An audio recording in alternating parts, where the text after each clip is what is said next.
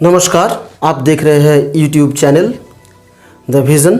अभी पिछले वीडियो में हमने कहा था श्रमिकों का जो पलायन हो रहा है एक राज्य से दूसरे राज्य में कोविड-19 के प्रभाव के चलते, इस पलायन के बाद की आर्थिक स्थिति उन राज्यों की या संपूर्ण भारतवर्ष की क्या होगी, इसी पे हम लोग आलोचना करेंगे।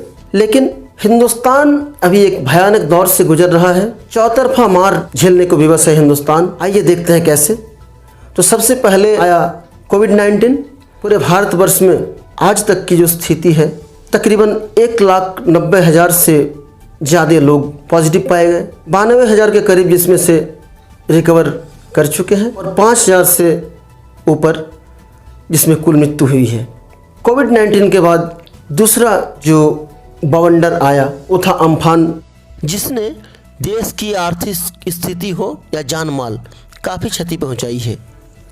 अम्फान के बाद भारत चीन एलएसी पर चीन का उत्पात, युद्ध जैसी स्थिति बनी हुई है बॉर्डर पे। दोनों देशों की ओर से भारी संख्या में सेनाओं की तैनाती, अस्त्र शस्त्रों की तैनाती। दूसरा पुलवामा होते होते बचा जम्मू कश्मीर में। अभी इन सब से हम उबर भी नहीं पाए थे कि टिड्डियों का आक्रमण, जिसने हेक्टेयर दर हेक्टेयर काफ़ी फसलों को नुकसान पहुंचाया है। अब कुल मिला के स्थिति ये है कि हमें बिगड़ी हुई अर्थव्यवस्था को पटरी पर लाने के लिए अत्यधिक संयम और ईमानदारी का परिचय देते हुए कार्य करना पड़ेगा, तभी हम अपने खोए हुए जो शक्ति है उसे दोबारा हासिल कर सकते हैं। हालांकि जैसा हम सब जानते हैं, हिंदुस्तान एक कृषि प्रधान देश रहा है, लेकिन विगत वर्षों में औद्योगिकीकरण में भी तेज़ी आई है हमारे देश में, और हम जिन सामानों की पहले आयात किया करते थे, अब कुछ सामानों की निर्यात भी करते हैं अन्य देशों को। और विशेषकर इस कोविड-19 पैंडेमिक के कारण जो मजदूर माइग्रेट करके किसी दूसरे राज्य में रहते थे और वहाँ काम करते थे, कुछ दिनों के बाद वो उन जगहों को छोड़कर पलायन करने के लिए बाध्य हुए, यानी कि मजदूर पलायन के लिए मजबूर हुए। अब अगर देखा जाए तो कृषि हो या उद्योग, दोनों में ही कुछ बेसिक जो चीज़ें होती हैं उनकी ज़रूरत होती है, जिसमें कृषि में लैंड यानी कि भूमि, लेबर यानी कि श्रमिक, और कैपिटल यानी कि पूंजी, इन तीन बेसिक चीज़ों की ज़रूरत होती है, जैसा कि आप इस चार्ट में देख सकते हैं। और इसी तरह से औद्योगिकीकरण में भी इन तीन बेसिक चीज़ों की ज़रूरत होती है, लैंड, लेबर, कैपिटल। इसके अलावा औद्योगिकीकरण में और दो चीज़ों की अहम योगदान रहता है, जो है एंटरप्रेन्योरशिप और ऑर्गेनाइजेशन। और हिंदुस्तान सिर्फ कृषि आधारित ही नहीं, यहाँ पे कृषि आधारित बहुत सारे उद्योग भी हैं।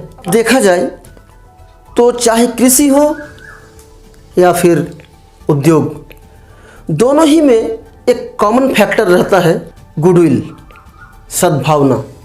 तो ये गुडविल किसी भी क्षेत्र में अपना एक अमिट छाप छोड़ता है, और गुडविल बहुत सारी चीज़ों पर निर्भर करती है और इसके कई प्रकार हो सकते हैं। गुडविल अगर क्वालिटी पे निर्भर करती है, तो इसके साथ ही हमारा जो आज का जो इश्यू है वो है मजदूरों से संबंधित। तो मजदूर जहां पलायन को विवश हुए, इसका मतलब कहीं ना कहीं जो मालिक और मजदूर यानी कि एम्प्लॉयर एंड लेबर, इनके गुडविल में दरार पड़ा है।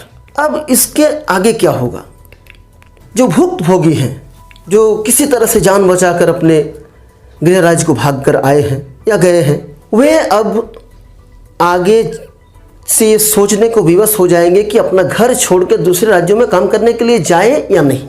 जाहिर सी बात है, जैसे बहुत सारे मजदूर जो हैं यूपी बिहार के, जो पंजाब और हरियाणा में काम करते थे, तो पंजाब और हरियाणा जिन्हें आज भारत का ग्रेनरी कहा जाता है, निश्चित तौर पे मजदूरों के पलायन के बाद स्थिति सामान्य नहीं रहेगी, और वहाँ जो कृषि एवं कृषि आधारित उद्योग जो भी है काफ़ी प्रभावित होंगे।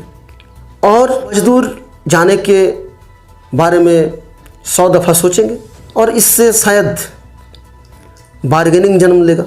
मजदूर भी चाहेंगे कि उनकी सिक्योरिटी है तो पुख्ता किया जाए ताकि उनकी जेब भरी रहे और उनके मकान मालिक उनको घर से भगा न सके। यही हाल जो इंडस्ट्रियल सेक्टर है वहाँ पर भी है। यानी कि हर तरह से अब मजदूरों की किल्लत से ये उद्योग और कृषि दोनों प्रभावित होंगे।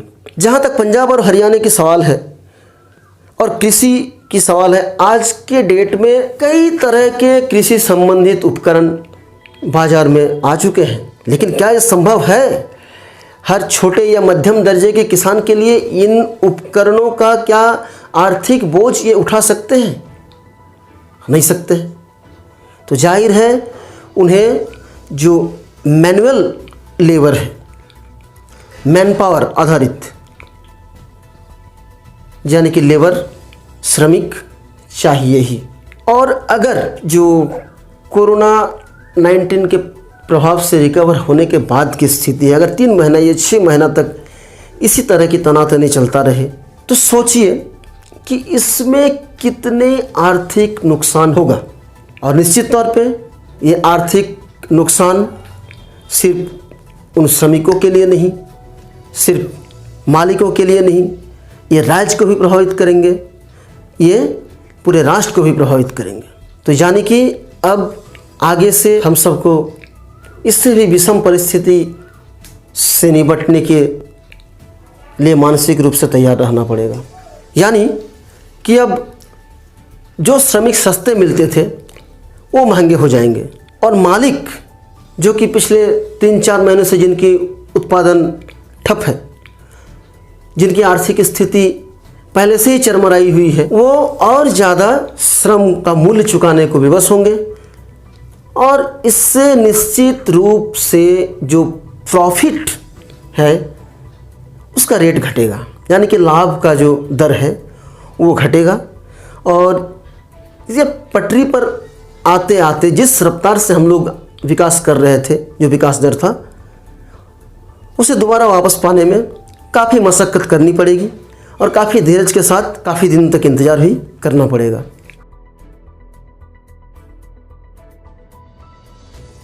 तो खैर आज के लिए यहीं तक। आज का वीडियो आपको कैसा लगा हमें कमेंट करके ज़रूर बताएं और वीडियो को देश हित में बढ़ चढ़कर शेयर करें और वीडियो को लाइक ज़रूर करें, क्योंकि आपके लाइक से ही हमें प्रेरणा मिलती है नया नया वीडियो बनाने के लिए।